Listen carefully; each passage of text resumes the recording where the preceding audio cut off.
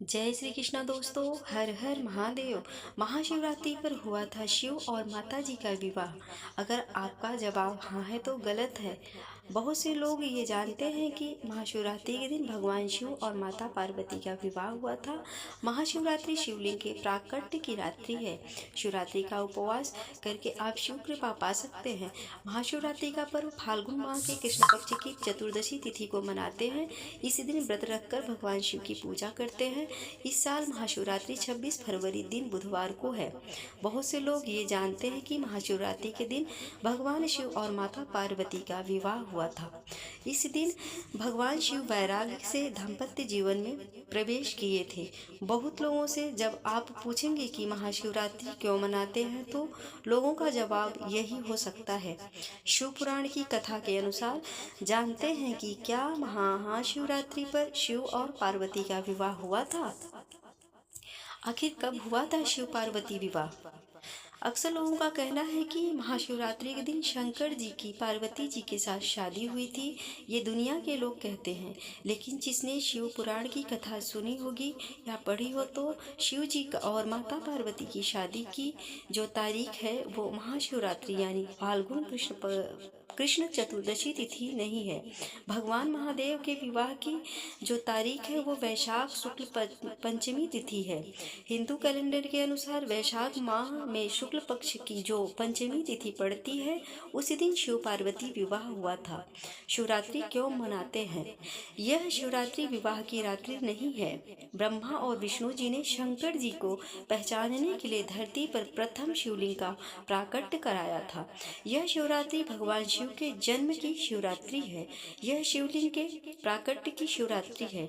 आपसे कोई पूछे तो आप बताएंगे कि शिवरात्रि को भगवान शिव का जन्म हुआ था। शिवरात्रि का महत्व। एक बार भगवान शिव ने माता पार्वती को शिवरात्रि के महत्व के बारे में बताया था। उन्होंने बताया था कि जो भी व्यक्ति शिवरात्रि के दिन व्रत रखता है और उपवास करता है वो शिवलिंग का अभिषेक न करे, धूप फूल अर्चना वस्त्र आदि न अर्पित करे तो भी वह शिव की प्राप्ति कर लेता है। वह शिव जी को प्रसन्न कर लेता है। महाशिवरात्रि भारतीयों का एक प्रमुख त्योहार है। यह भगवान शिव का प्रमुख पर्व है। फाल्गुन मास के कृष्ण पक्ष की चतुर्दशी तिथि को महाशिवरात्रि पर्व मनाया जाता है। माना जाता है कि सृष्टि का प्रारंभ इसी दिन से हुआ था। पौराणिक कथाओं के अनुसार इस दिन सृष्टि का आरंभ अग्निलिंग जो महादेव का विशालकाय स्वरूप है के उदय से हुआ था। महाशिवरात्रि के दिन भगवान शिव व पत्नी पार्वती की पूजा होती है। यह पूजा व्रत रखने के दौरान की जाती है। साल में होने वाली 12 शिवरात्रियों में से महाशिवरात्रि को सबसे महत्वपूर्ण माना जाता है। भारत सहित पूरी दुनिया में महाशिवरात्रि का पर्व पावन पर्व बहुत ही उत्साह के साथ मनाया जाता है। शिव जी की पूजा ही क्यों होती है। लिंग रूप में आइए जानते हैं ये अद्भुत रहस्य। क्या है शिवलिंग की कहानी। महर्षि भृगु जी द्वारा रचित ग्रंथ भृगु संहिता जो कि ताम्र पत्रों पर लिखित सुल्तानपुर लोधी में स्थित है। इस प्राचीन ग्रंथ में भगवान शिव जी की शिवलिंग के रूप में ही क्यों पूजा होती है सवाल का उचित जवाब लिखा हुआ है। ग्रंथ को पढ़ने के वाले महाशय वाचक ने बताया है कि भगवान शिव की पूजा लिंगाकृत में होती है। इसका भी कारण है। भृगु जी द्वारा दिया गया श्राप त्रिदेवों में से सर्वश्रेष्ठ कौन है इसकी परीक्षा लेने के लिए भृगु जी महाराज पहले सृष्टि रचयिता ब्रह्मा जी के पास गए, परंतु सर्वश्रेष्ठ होने का गुण न पाकर फिर भगवान शंकर के पास कैलाश गए। शिवजी समाधि में लीन थे। उनके गणों ने भृगु जी को मिलने से मना कर दिया। महर्षि होने के कारण किसी भी स्थान पर जाने के लिए कोई रोक टोक नहीं थी। फिर भी महर्षि ने कहा कि कृपया आप उन्हें मेरे आने का संदेशा अवश्य दें। परंतु शिव जी के गण हरगिज मानने को तैयार न थे और ऐसा वाद विवाद हो गया कि गणों ने भृगु जी का अपमान करना आरंभ कर दिया। उनको मारने के लिए त्रिशूल इत्यादि शस्त्रों को साथ लेकर भृगु जी के पीछे पीछे भागने लगे। अब भृगु जी ठहरे महर्षि, उनके पास कोई अस्त्र शस्त्र नहीं था। अगर था तो केवल एक कमंडल। भागते भागते भृगु जी एक ऐसे स्थान पर पहुंचे जहां आकर वह ठहर गए और उनको क्रोध आ गया और मन ही मन सोचने लगे कि हे शंकर जी, आज मैं आपके पास आया तो किसी और काम से था।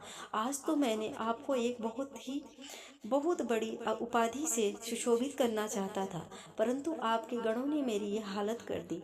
इस हालत पर क्रोधित होकर महर्षि भृगु जी ने भगवान शंकर जी को श्राप दे दिया कि जाओ, आपकी भी कलियुग में पूजा न हो। श्राप मिलते ही भगवान शंकर का तीसरा नेत्र खुल गया और महर्षि के सामने उपस्थित हो गए।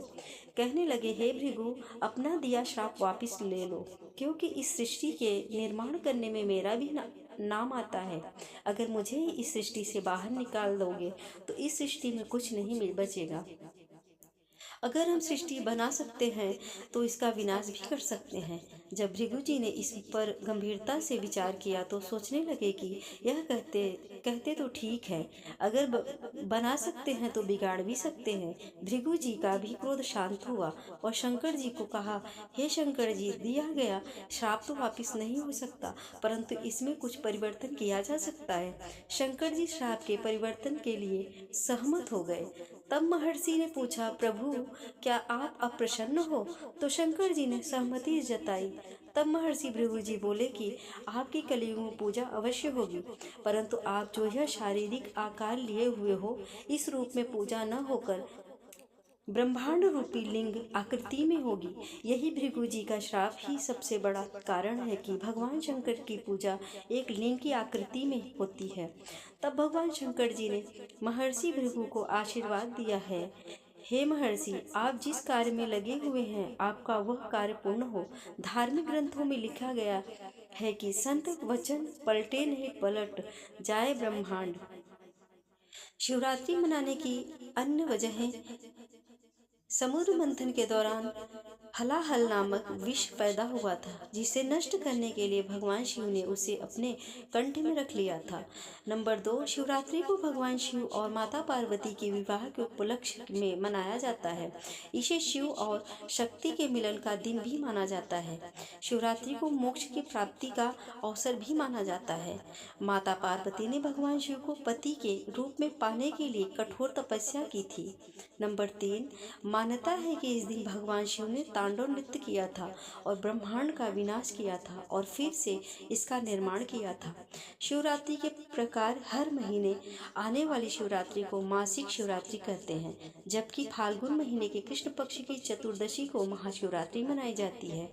महाशिवरात्रि का महत्व मासिक शिवरात्रियों से कई गुना ज़्यादा होता है। तो दोस्तों, आपने आज के इस वीडियो से क्या सीखा और दोस्तों, आपको ये जानकारी कैसे लगी, कृपया कमेंट करके ज़रूर बताइए। वीडियो पसंद आया हो तो लाइक करें और अपने दोस्तों के साथ शेयर करें। कमेंट बॉक्स में हर हर महादेव लिखना ना भूलें और ऐसी ही और भी बहुत सारी कहानियों को सुनने के लिए चैनल को सब्सक्राइब जरूर करें। आपका धन्यवाद। राधे राधे।